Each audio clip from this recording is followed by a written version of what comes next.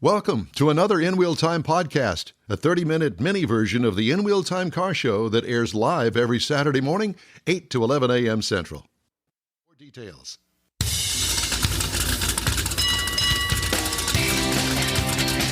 This is the world's favorite place to go for podcasting and live streaming. It's the In Wheel Time Car Talk Show, and just ahead, John Vincent with US News going to join us with the Best Hybrid and Electric Cars Awards. All right. Mars has This Week in Auto History. I'll get you caught up on the stories making headlines. Howdy, along with Mike out of This World Mars. We always need more Jeff Zekin and our chief engineer, David Ainsley. I'm Don Armstrong. Glad you could join us on this Saturday, as I mentioned.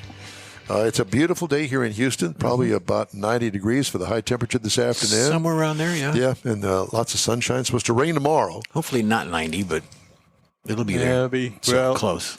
Yeah, with the humidity, it'll be about 98. Well, thank Mr. Downer. You're welcome. Debbie Downer, right down there at the end of the dais. Michael Downer. It's the kind of day it's been. It started off that way, didn't it, for you there, Mr. Mars? Yeah. Hey, he brought it back. He brought it back to life in 38 minutes. Yeah, 38 minutes. Okay, there's that. Joining us now from U.S. News and World Report, John Vincent. John, hey, it's good to see you. How you been, my friend? Just returned home from Texas. Oh. Did you? What were you doing? Where were you going? What happened? I was in Fort Worth driving the 2025 Genesis GV80. Really? You know, we don't get invited to anything anymore, even Texas events, so we don't know. How do we fall off the radar on that, Mr. we got Mars? some warrants out up there. Well, that's what it is. County. The warrants. Yeah, the county. Okay. You got to look at the court orders to figure that out. That's it. John, I have to tell you, I did a little looking on your website before we talked. And, you know, I kind of like your publication. Thank you. Well, I have to tell you this, that, you know, back in the day, and I've been in the news business a long, long time. Long time. There was print, and then there was broadcast. Well, I was on the broadcast side. Tablet and stencil. Those print guys. Rockets. Yeah, what do they know? And, you know, you go to the doctor's office, and there'd be U.S. News and World Report, and you just kind of like, okay, well, I'm in the news business. We don't do it. So we don't get the hard copy anymore. I don't see the hard copy anymore, but I'm going, the website, look at all the stuff they've got on there. It's current. I like it. And you must have a huge staff at U.S. News. We have a great staff at U.S. News, and we really, we all work really hard to get that much content out there every day. It was truly it was a surprise. It was a pleasant surprise. So kudos to you on that. And how long have you been working on this story, the Best Hybrid and Electric Cars Awards? Well, it's one of the annual awards we do. It's all based on research, not on our personal opinions. So I have a big research team, or we have a big research team that crunches the numbers, spends a few months working on all of these awards, and comes out with winners that, we don't just throw darts at a dartboard. We actually look at the hard numbers and come up with a list of really high-quality winners. Anything on there that really surprised you? There's always some things that surprise me. I think when we get to the best luxury electric SUV, it's going to surprise a lot of people. What is it? It is the Volvo XC40 Recharge. What? I don't even... Everybody thinks, Tesla sells a whole lot more Model Ys, but our research has shown that, in almost every category where Tesla competes now, there's a better alternative. I thought that Volvo was connected with Polestar. They are. So is Polestar the upper end of Volvo? It is the luxury brand? Luxury electric sibling of Volvo. Got you. I don't even know. I assume that the Volvo uncle dealers down here would carry the Polestar brand. Do they not? I don't even know. Some do, but Polestar's setting up its own network of showrooms. Okay. And all of this, barring the fact that EV sales continue to slide. So let me correct you there. Okay, tell me. The rate of EV sales is growing more slowly than it was. We're going to sell more EVs than we did last year, but that pace of growth is what's slowing and getting all the headlines. The pace of the growth. So, in other words, they wanted to sell as an I want to sell 100, but they're only selling maybe 19. That's the slow Right. growth. Exactly. Gotcha. And because I say that because, as you know, manufacturers are scrambling now to reintroduce, for instance, General Motors, reintroduce hybrids as kind of a go-between ICE and electric. Yeah, hybrids and plug-in hybrids. Yep. Yeah. So, all right. So with that being said, we'll take it from your cue now, which way you want to go with your story. Okay, let's just go down the list. The best luxury electric car is the one behind me, the 2024 Lucid Air sedan, which is a better Tesla Model S than the Model S. Does that wow. surprise you? The result does not surprise me because I've spent a lot of time in the Lucid, and I love this vehicle. It is fast. It has up to 500 miles range on a single charge. What? Massive cabin. They're just doing a great job, knocking it out of the park. I haven't driven one, but I did get to see one at a good friend of ours, John Gray, has a company called Gulf Coast Auto Shield. He does a lot of high-end stuff with paint and all that, paint protection. And I was blown away by the fit and finish of this car. Yep. For a startup car company, they're doing great. They just need to get on people's radar that they exist. Yeah. You know, there's a thing called advertising, and it just so happens that your company and this company, we offer that. We do. Hello. Just saying. Okay, what's next? Well, we just talked about the XC40 Recharge, the best luxury electric SUV. Best electric SUV in the non-luxury segment, Hyundai Ioniq 5. I've been seeing I a hear, lot of them. yeah, I hear a lot of good things about that. Yeah, I've been seeing a lot of them too. Yeah, it's one of those vehicles that it's like, is it really an SUV? But when you open the hatch and see how much cargo room it has, it's like, okay, yeah, I guess it's an SUV. Gotcha. Okay. But its platform mate won the Best Electric Car award, and that's the Hyundai Ioniq 6. So it's kind of a crossover, if you will. The platform underpins everything that they're doing. Right.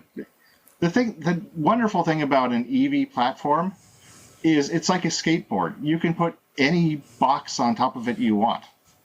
So that platform is the Ioniq 5, it's the Ioniq 6, it's the Genesis GV60, it's the Kia EV9, Kia EV6. All it is a substrate that you build on.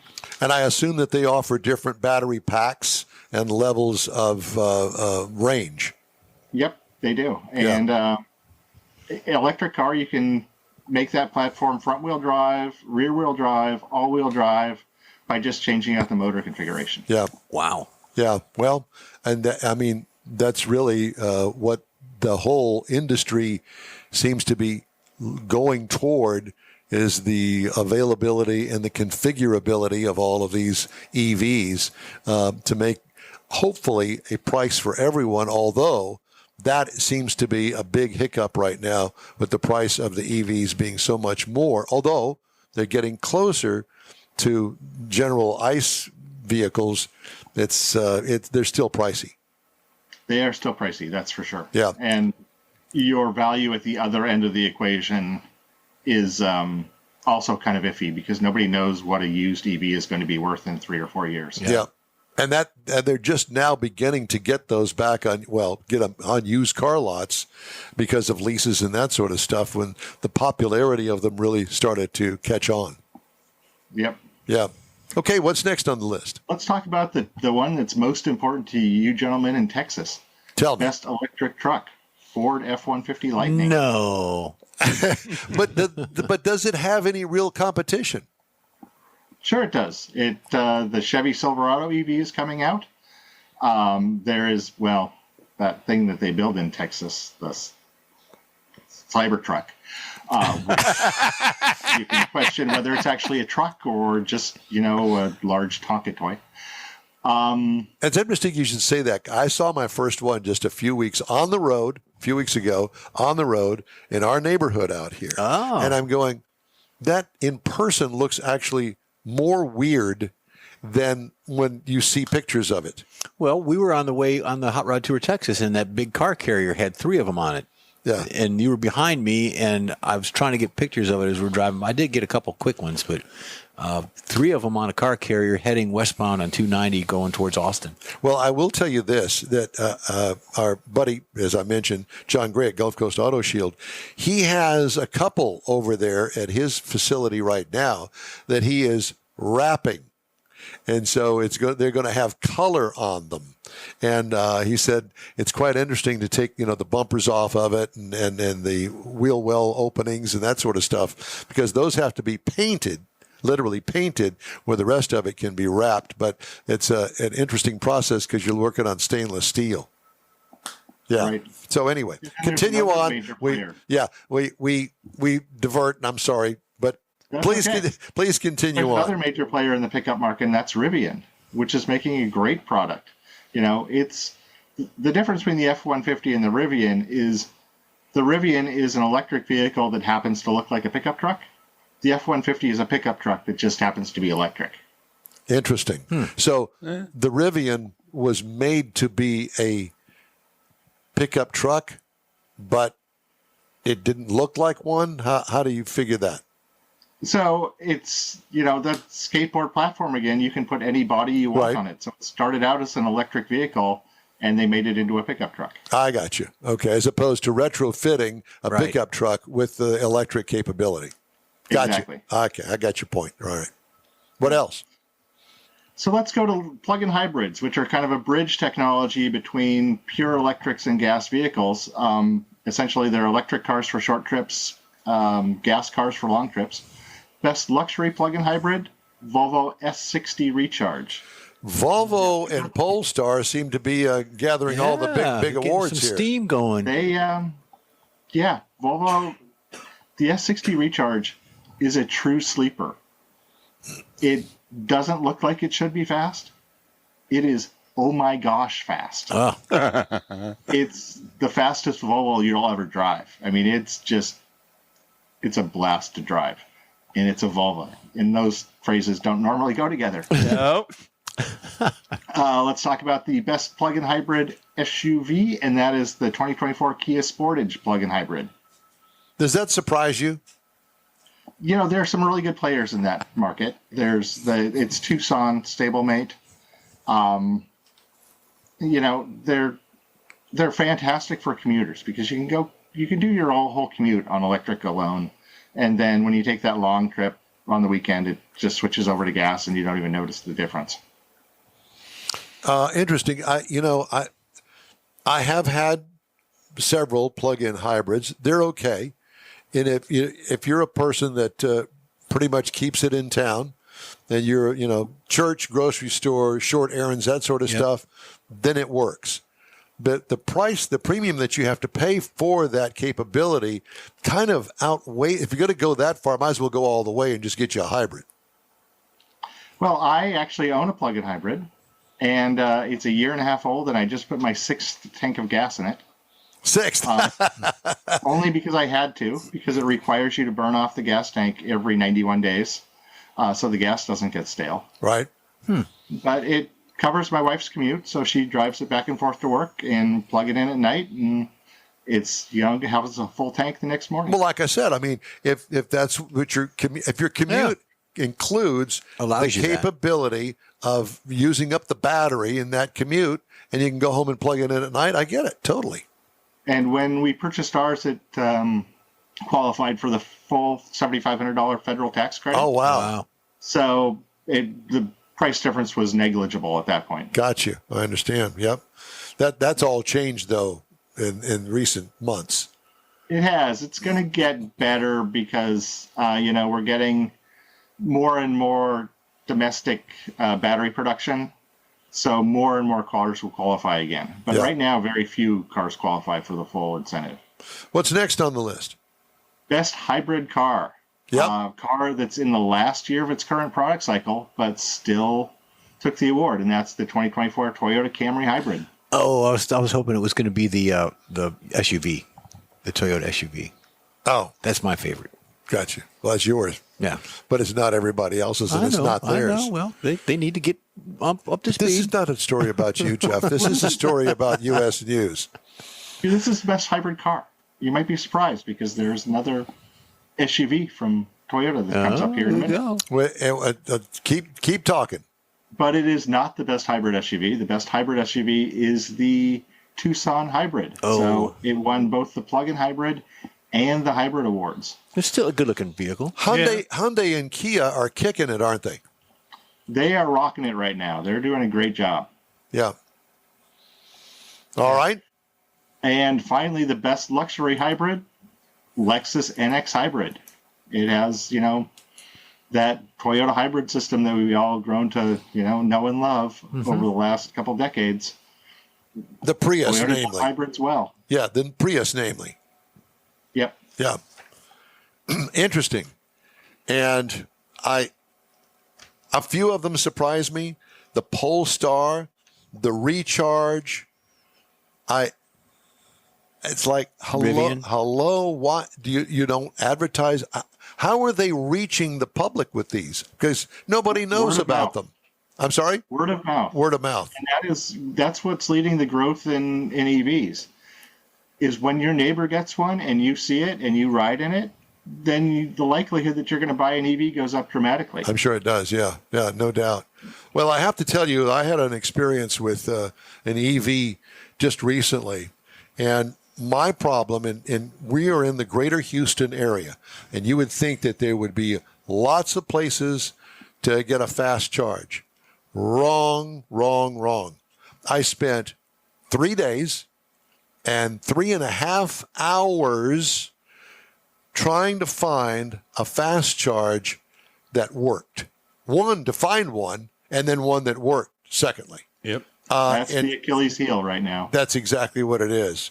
And now that Tesla is pulling out of expanding their charging network, they've closed down that section of Tesla, and I don't quite understand that, but that doesn't really help the issue. Well, everybody else is still expanding theirs, which will help, but it will help more slowly. With the adoption of the Tesla plug standard, you'll be able to charge anywhere. You won't have to find, the charging station with your plug on it. Right. That'll help in the long run. Yeah. And the more EVs that people are driving, the more funding that they'll have to build out the charging network. But it is still a huge problem. Well, the thing that I saw recently in the past week or so, how thieves would take the catalytic converters off of ICE vehicles. Now they're taking the actual plug mechanism. They're cutting that off of the charging stations wherever they are. They're taking the plug. They're stealing the plug. What? I don't know why. There's I don't know if they're. a lot of copper in that. I don't know if they're gonna Jeez. add it to their 110 and plug it in. I don't know what they're going to do, but that's what the latest crime scene is they're taking the cotton picking plugs. Great. Yeah, but is it? Yeah, in order to get the power to the car, that cable has to be really big and really efficient. Yeah. So it's really high quality metals in there that thieves are stealing for the metal. Yep. I'd be afraid that the thing was on while I was hacksawing my way through that 4-inch diameter pipe. Exactly. Well, John, it's always great to talk to you, my friend, and thank you so much for joining us today and giving us the latest from U.S. News and World Report. Appreciate it. Thank you for having me on. You bet. Thank you. Thank and you, I John. encourage everybody to check out their website as well. And before you go, John, I did want to mention that you can get to that report for free. Yes. Everything at usnews.com is for free. Awesome. Well, that's Just saying. Just saying. That ought to get you at least a couple of more subscribers. Thanks again. We'll talk to you again soon. Thanks, John. Thank you. All right. He's a wealth of information. Yes. It really is. You are on the In Wheel Time Car Talk Show, and we thank you very much for riding with us today. We've got more coming up right after these words. Pro-Am Auto Accessories has been serving Houston's auto enthusiasts since 1984, providing world-class products for sports cars, European sedans, and American muscle. Pro-Am is known as the place to go to find exclusive and hard-to-find parts and accessories. Pro-Am is one of the very first distributors in the USA for brands such as Recaro, Redline, Momo, Corbo, and Simpson.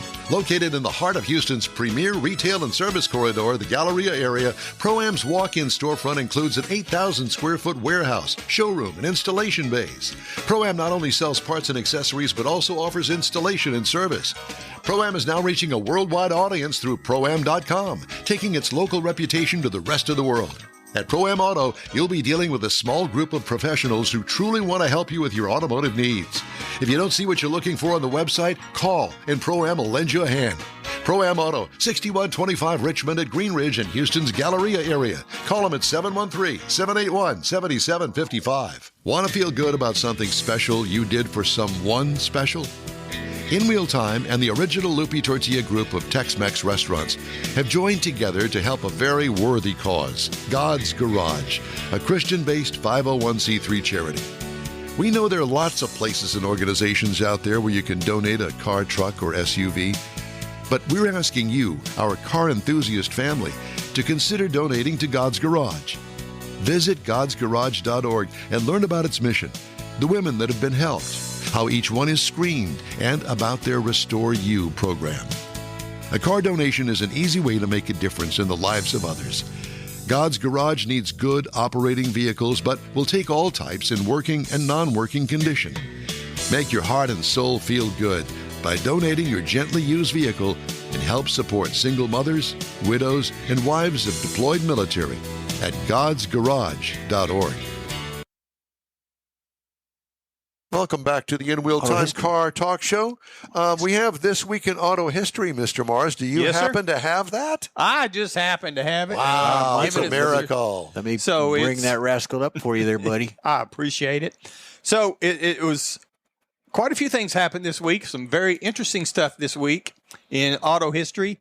In 1879, George Selden files the first U.S. patent for the automobile. Now, what he did, he filed the patent for an internal combustion engine, and part of that is, what are you going to use this for? So he had to show an application of the device, and it was on a four-wheel What's vehicle. this man's name?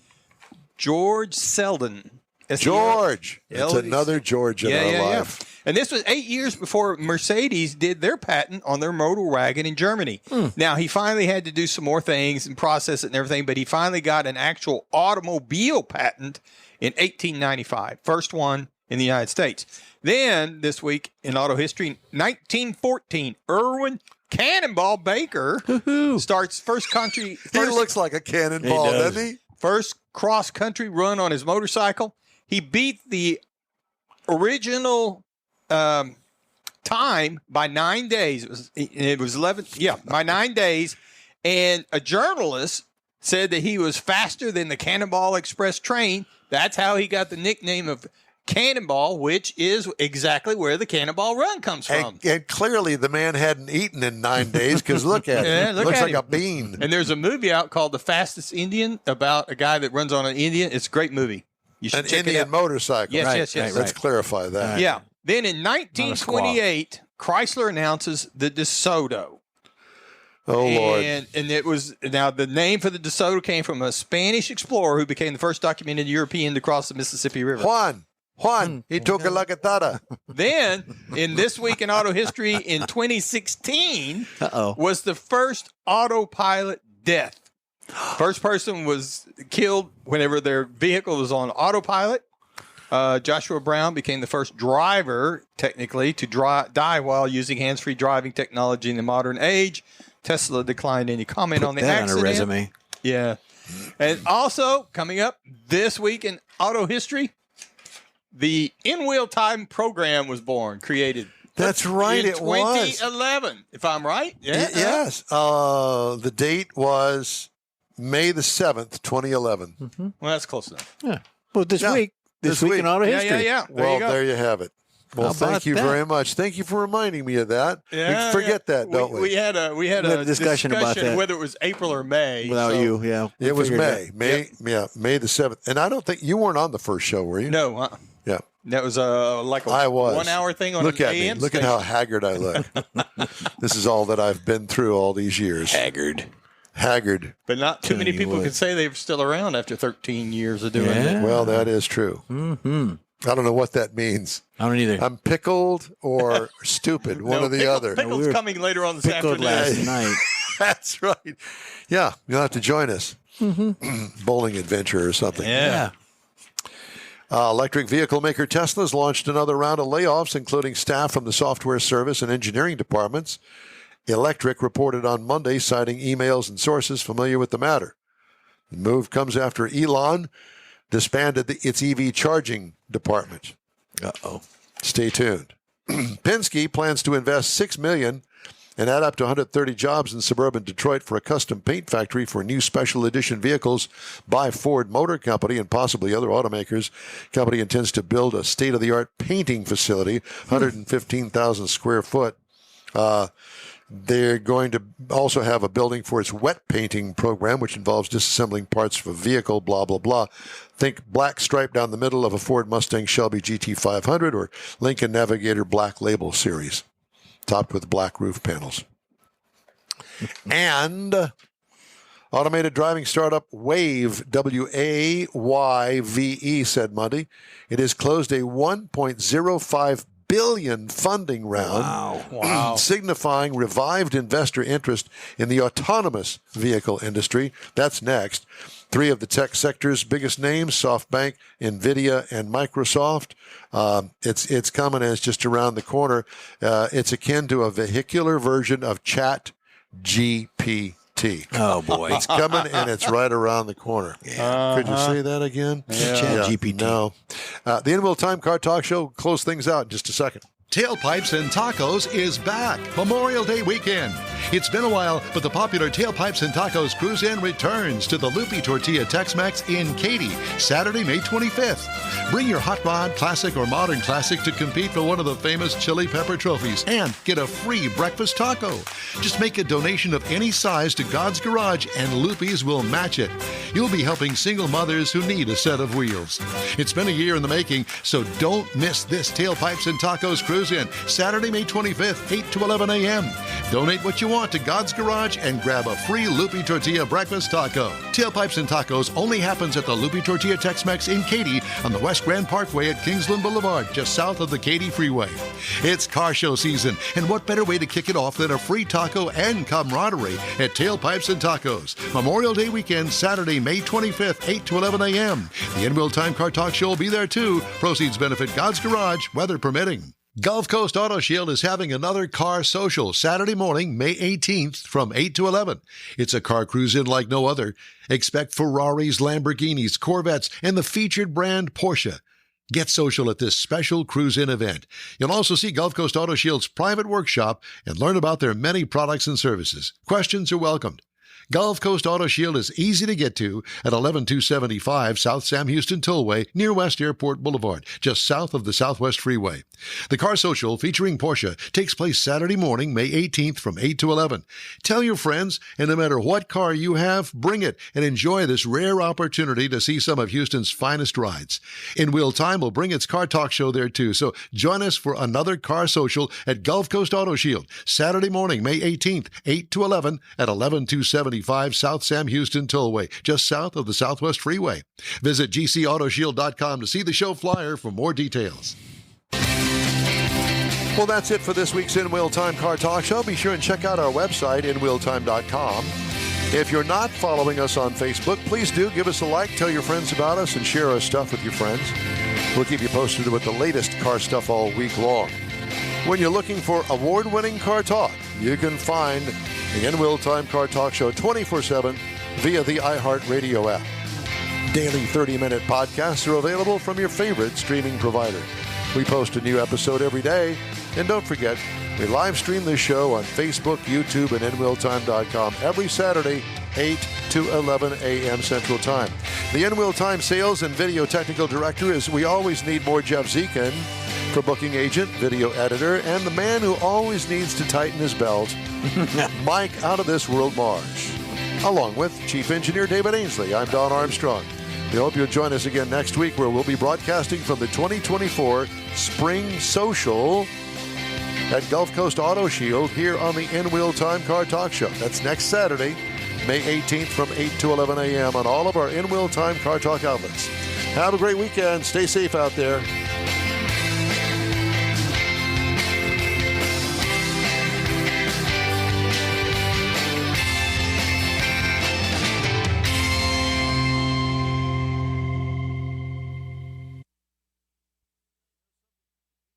That's it for this podcast episode of the In-Wheel Time Car Show. I'm Don Armstrong, inviting you to join us for our live show every Saturday morning, 8 to 11 a.m. Central on Facebook, YouTube, Twitch, and our InWheelTime.com website. Podcasts are available on Apple Podcasts, Spotify, Stitcher, iHeart Podcast, Podcast Addict, TuneIn, Pandora, and Amazon Music. Keep listening, and we'll see you soon.